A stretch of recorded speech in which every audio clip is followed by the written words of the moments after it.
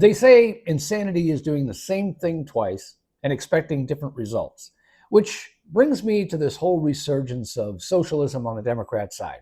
And it's not really a fringe party thing. The polls are very clear that there are a lot of Democrats who think this is a good idea. The problem is we have a lot of history to back up the reality that socialism doesn't work. In fact, as many times as it's been tried, it has always failed. Well, this is a new kind of socialism. That's what the Democratic Socialists are saying. But we also have history that points to many different ways socialism has taken root. It's always redefined and repackaged to make the sale, but once it takes hold, it becomes the thing we knew all along it was. Just plain old socialism. Look, I get why it appeals to some people. There's always going to be groups of people who feel left behind by the system. The wealth gap is real and it's grown wider. I can't dispute that. CEO wages have risen much faster than regular workers have seen over the past few decades. I can't lie to you about that. The statistics are all too clear. Life can be tough. Anyway, we are up against the system. If we're just regular folks trying to make ends meet, the cost of living really is much higher for us than it was for our parents and grandparents. I mean, can anyone really dispute that either? How far a dollar goes today is not as far as it went when our parents were raising us. It's just a fact. When I was getting out of high school, if I'd have chosen to go to college, I could have paid my tuition with a part-time job. Now, you need to take out loans that will take decades to ever pay off. No, I get the why, but I'm here to tell you right now, the solution is not and never will be socialism. Capitalism may seem like an unfair system, but it's the one system that has, regardless of where anyone happens to fall in line with it, succeeded above all other ones. Part of the problem is in the messaging. In other words, very few people want to tell you what's possible. They want to focus on what feels impossible. And that's partly because what's possible is harder. It requires having more skin in the game. It requires more effort and more risk. Most of all, and sometimes this is the really hard part, it requires accepting more responsibility for whatever station in life you happen to be operating from. Socialism appeals to many people because it justifies a personal belief and a personal argument, and it allows someone to put the blame for what they are experiencing somewhere else, on someone else, on something else. Like Curly from the Three Stooges might have said about it, I'm a victim of circumstance. It's not my fault. There are extenuating things holding me down. But here's the trap. When we decide we're just victims of the system, we stop looking for the exit. And in a socialist system, those exits are boarded up for good. The reality is that for as hard as things feel, and some of it is, again, I'm not going to sugarcoat things to try to win an argument, capitalism gives us a far better chance of getting ahead and succeeding than any socialist idea ever will. Because even if you feel like you have no control over your destiny in a capitalist system, the fact is you have the best opportunity to be in control than you do in any other system.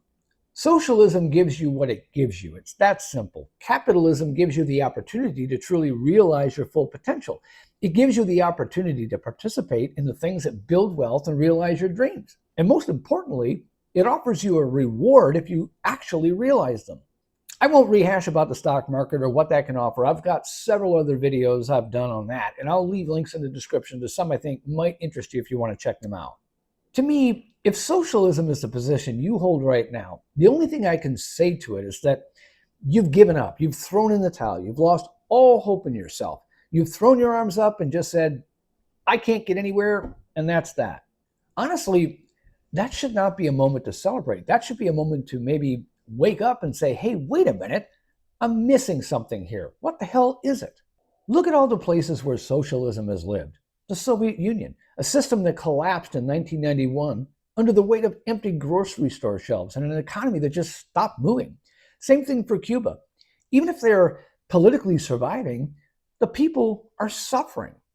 Look back at Maoist China.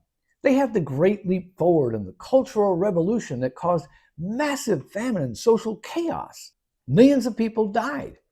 Look at Venezuela, once one of the richest countries in their region, that under Chavez and Maduro saw hyperinflation and economic collapse.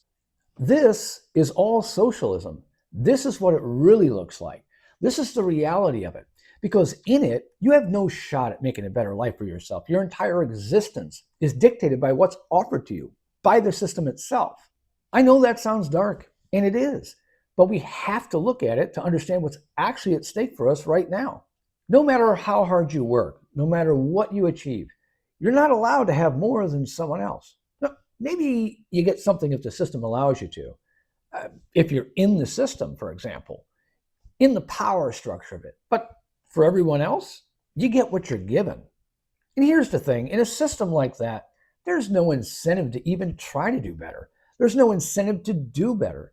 And that creates the real problem, which is a simple math one. It all sounds great on paper, but once you actually run the numbers, the whole thing falls apart. As Margaret Thatcher put it, eventually you run out of other people's money. And that's exactly why these ideas never work. The math just doesn't support the fantasy. Consider this in an unconventional way, if you will. Socialism starts off sort of like a Ponzi scheme does. It starts with money. Someone has it, someone provides it. The money goes out to the new people invested in the idea from the first people who funded it. But eventually, that money runs out.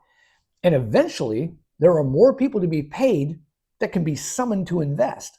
The well eventually runs dry. And that's when the whole thing just collapses under the weight of itself.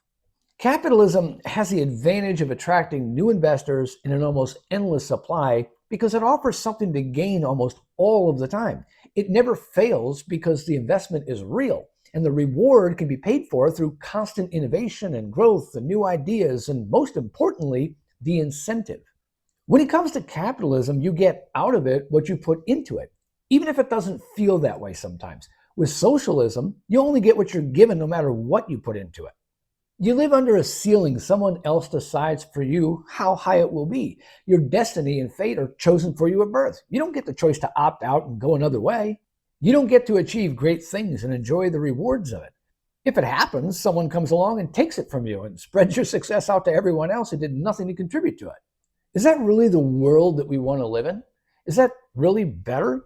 Does it really make the world a fairer place?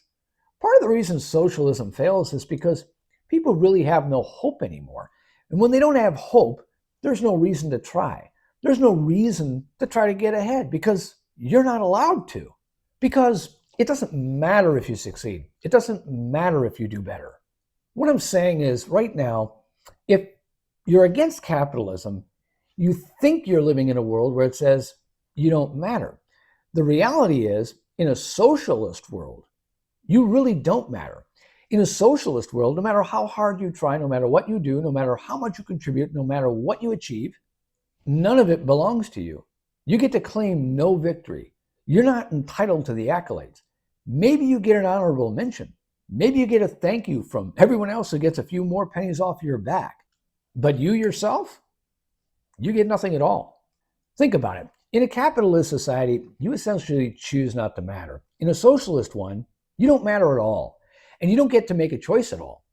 Now, socialism isn't a solution, it's a surrender. It's the ideological equivalent of throwing your hands up and saying, I can't fix this, so someone else should run my life for me. It sells itself as compassion, but underneath the packaging, it's really just hopelessness dressed up as policy. Look, capitalism isn't perfect, and I'm not going to tell you that it is. No system built by human beings ever will be, but it does give you something socialism never can, a fighting chance. A chance to build, to grow, to innovate, to climb, to fail, to try again, and to actually own the outcome of your effort. It gives you the dignity of being the author of your own story instead of a background character in someone else's. Socialism promises fairness, but what it delivers is sameness. And sameness isn't equality, it's stagnation. It's everyone stuck at the same level because nobody's allowed to rise. Capitalism doesn't hold you down. It just refuses to carry you. Socialism carries you straight into the ground. In capitalism, you may not matter yet, but you can. In socialism, you never will and you can't. And that's the whole point.